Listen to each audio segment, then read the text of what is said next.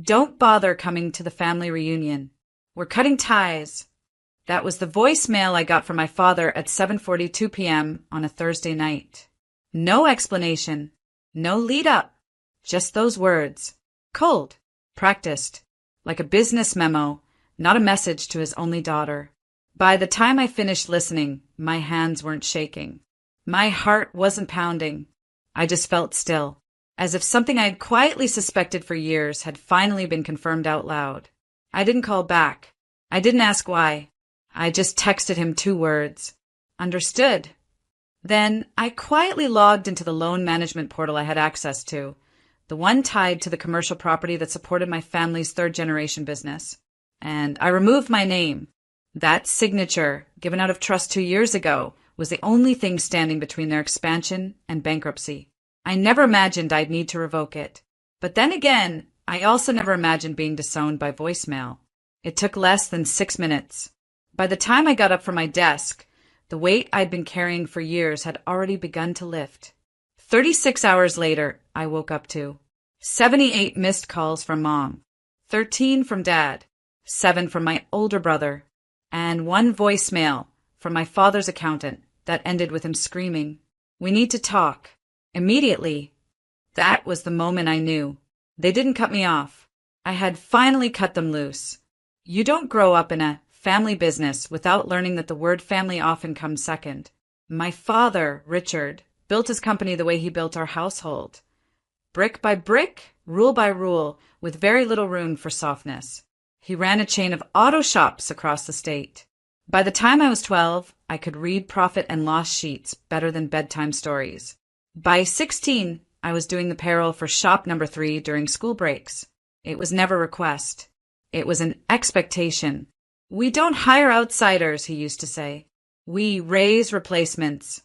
The business became the family, and loyalty was the unspoken currency. You didn't question decisions. You didn't complain. And you definitely didn't talk back. My older brother, Mason, was always the heir apparent. He could skip responsibilities and still be praised for potential. I, on the other hand, was the invisible backbone, organizing files, correcting his mistakes, smoothing over his tantrums during investor meetings. My mother? She stayed out of it. Her job was to host Smile and occasionally remind me to be grateful for what your father's building for us. For a long time, I tried to earn my place. I got my MBA top of my class, turned down a competitive job offered to stay and help expand the business when they wanted to launch a new headquarters. I negotiated the lease terms, secured the best rates, and at the last minute, when the bank asked for a second signer for the operating loan, I didn't hesitate. I signed, because I was raised to believe that family was forever, that if I showed I was loyal, I'd finally be seen. I was wrong. The cracks started showing last year when I questioned some of Mason's expense reports. He'd been billing personal trips to the company card, private dinners labeled client meetings. When I brought it up to my father, he dismissed me flatly. Don't nitpick your brother. He's learning. 2 months later, they removed me from board meetings to streamline decisions. I was given vague updates, handed edited reports, and told not to worry about the finances. And then the reunion invite came, or rather, it didn't. Just that voicemail. Cold. Final. Strategically timed right after I submitted a financial report to the bank that flagged misuse of funds under Mason's name. That wasn't a coincidence. That was a cover-up. And I wasn't family anymore. So I stopped being their safety net. And that's when things truly began to collapse. In hindsight, the signs were everywhere. But when you grow up craving approval, you become fluent in denial. The first real crack was subtle. It was during a budget review, a routine meeting where I pointed out that one of our vendors had submitted duplicate invoices, about $12,000 in padded costs over 3 months. I flagged it immediately, expecting a quick fix. But Mason laughed. It's a friend of mine. Let it slide. We'll get better terms later. I brought it up to Dad after the meeting. Calmly, professionally. He didn't look up from his desk, just muttered, "You need to stop acting like an outsider." That word stuck in my ribs for weeks. Outsider. Despite managing logistics for 4 expansions, renegotiating our fleet lease at half the cost, and keeping our books spotless for 6 years. I was still just a liability if I asked too many questions. After that conversation, my access to back-end systems slowly shrank. First, I was removed from vendor communications. Then, my login to the loan dashboard stopped working. The company credit card they'd given me expired, but wasn't replaced. Every time I asked, I was told there was a system update or temporary reallocation. And yet, Mason got a new office chair that cost more than my first car. I started keeping a private folder on my home computer.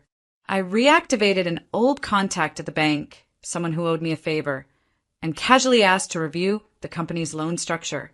What I found wasn't shocking, just disappointing.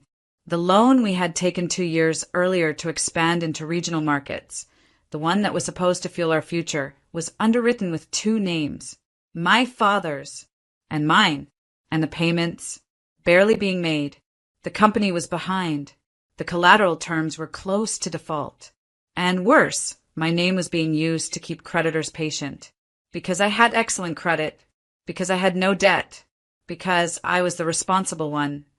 And yet, I wasn't even being told the truth. I started pulling everything I could. Internal spending reports, emails Mason sent under my name, records of where the funds were going. That's when I realized this wasn't just betrayal. It was strategic exploitation. They'd been phasing me out of the family, but keeping me just close enough to cash in on my signature until they didn't need me, until I flagged the truth to the bank. And suddenly, I wasn't family anymore. I was inconvenient. When the voicemail came, it didn't shatter me. It confirmed everything I already knew, and it gave me permission to do what I'd already started preparing for. I didn't respond emotionally. I didn't argue. I didn't ask why. Instead, I took a deep breath, opened my laptop, and clicked into the secure folder I'd labeled Redemption Plan. Inside, a digital copy of the loan agreement I had signed 2 years ago, evidence of loan misuse, my communications with the bank, a termination request Danielle had drafted weeks earlier. Yes, the same Danielle from law school, the woman who had helped Elena take down her husband in a different life. Some connections are worth keeping. Danielle and I had reviewed the terms multiple times. I had signed as a co-applicant, but not as a guarantor. That meant if I formally withdrew my name before restructuring, the bank was obligated to notify the business and requalify the loan without me. And without me, their financial standing crumbled. Danielle said one line that stayed with me. Don't scream, don't warn. Just move the brick holding the wall up and let it fall. So that's what I did. I submitted the withdrawal online. It took 4 minutes. Then I emailed the bank my evidence, vendor fraud, personal misuse of funds, and changes in my access that proved I was being deliberately shut out. The bank froze the account within the hour. Quietly, no notice to them. They needed time to review the irregularities. In reality, they were scrambling to calculate how risky this loan had just become.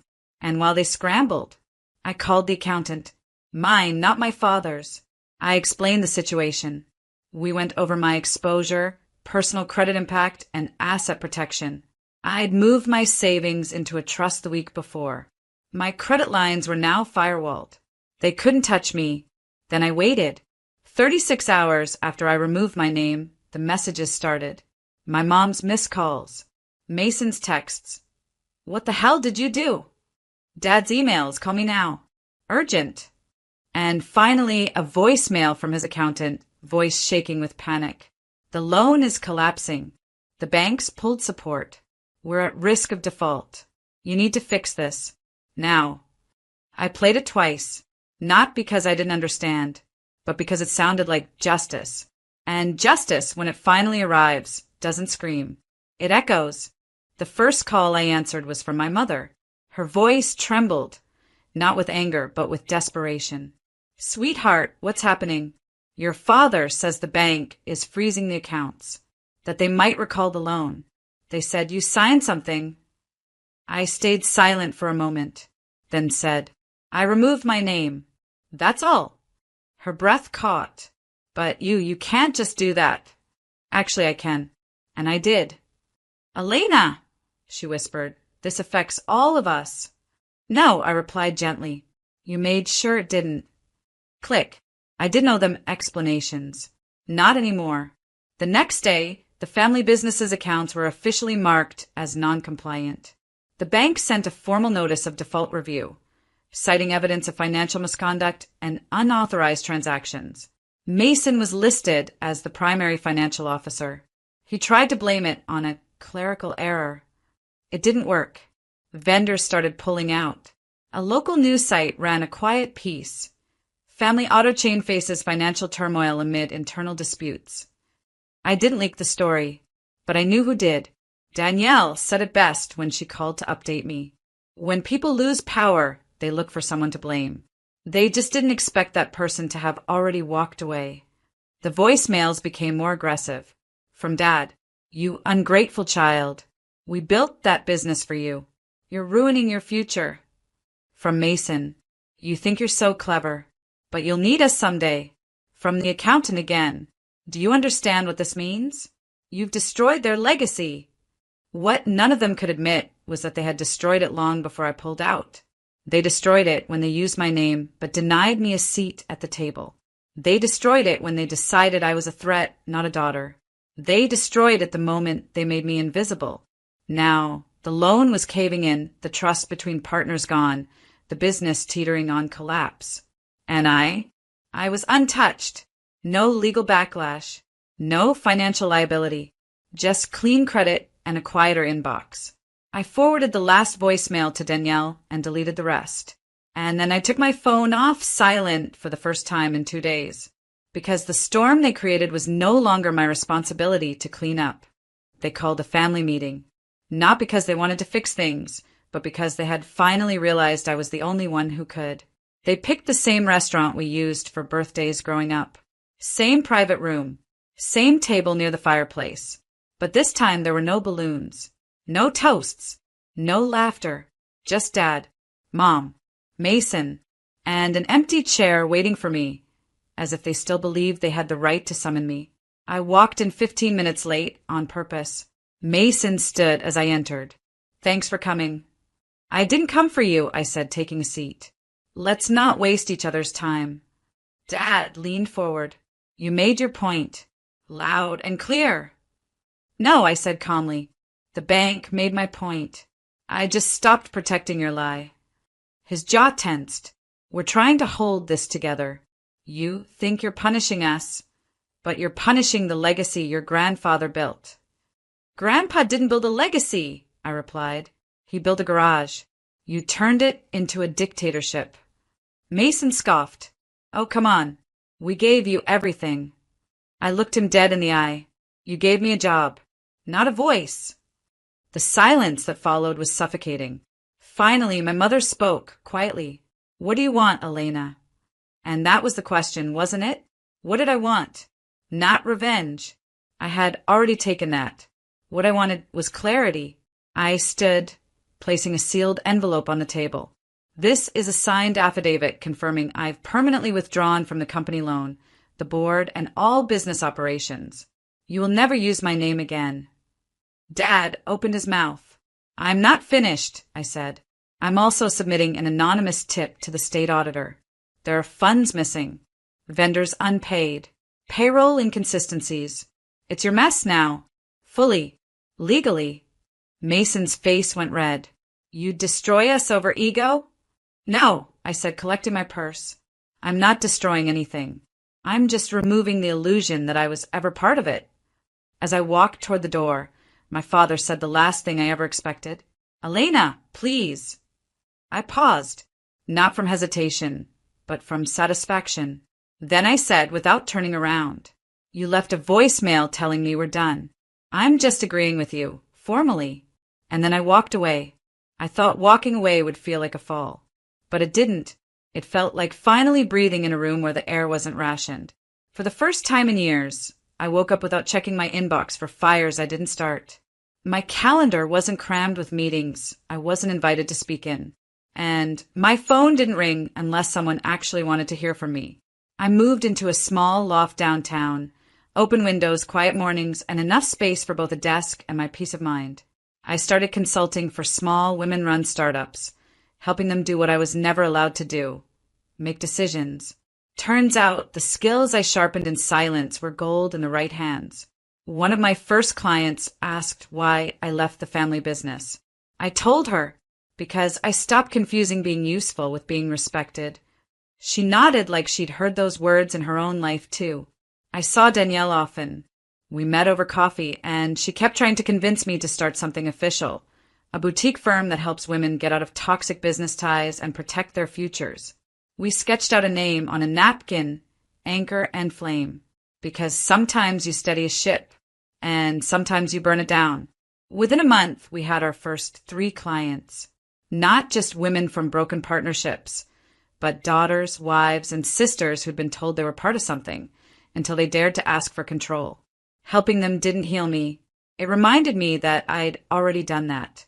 I didn't need apologies from my father, or respect from my brother, or recognition from anyone who had trained me to shrink. I had what they never gave me, not inheritance or legacy, but freedom. And freedom, once it's tasted, doesn't settle for less. 3 months after Courtroom settled it all, I got one final envelope from the family business. It wasn't from my father or Mason. It was from the bank. Inside was a simple letter. The commercial loan tied to your name has been fully transferred and settled. No further obligation remains. No, thank you. No apology. Just a clean line drawn in ink and legality. I smiled.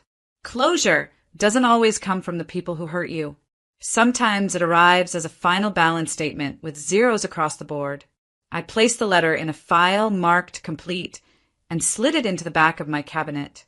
That night, I lit a candle on my loft windowsill and opened the window wide. Outside, the city hummed, distant but alive. I thought about that voicemail one last time.